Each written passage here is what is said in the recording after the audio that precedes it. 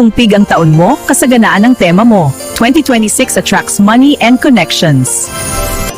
Pero kapag sumobra ang gastos, madali ring mawawala ang kinang. Kung dog ang taon mo, loyalty ang gift mo. 2026 returns past kindness to you.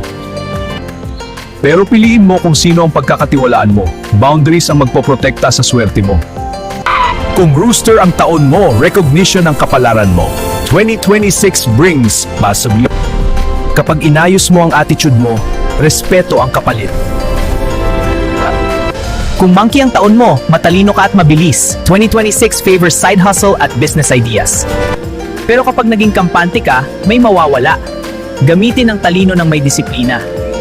Kung goat ang taon mo, creatives ng 26 opens artistic and emotional growth. Doble ang balik ng biyaya. Kung horse ang taon mo, galaw ang buhay mo. 2026 gives you career shifts and travel energy. Pero kapag wala kang focus, mauubos ka. Direksyon ang magdadala sa'yo sa taas. Kung ipinanganak ka sa taon ko, ikaw ay strategist. Ngayong 2026 ang talino ang magbubukas ng pera at oportunidad. Pero kapag naging sakim ka, babagal ang swerte. Disiplina ang magpaparami ng biyaya mo. Kung ox ang taon mo, ikaw ang haligi. 2026 rewards patience and hard work.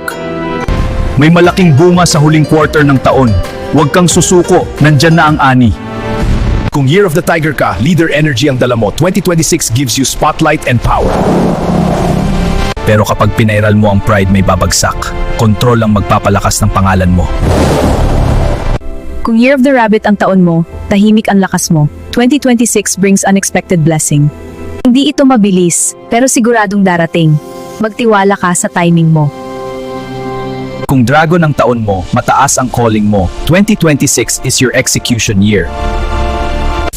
Kung snake ang taon mo, ikaw ang silent planner. 2026 brings hidden opportunity. Isang tamang galaw lang ang kailangan. Timing ang magpapayaman sa'yo.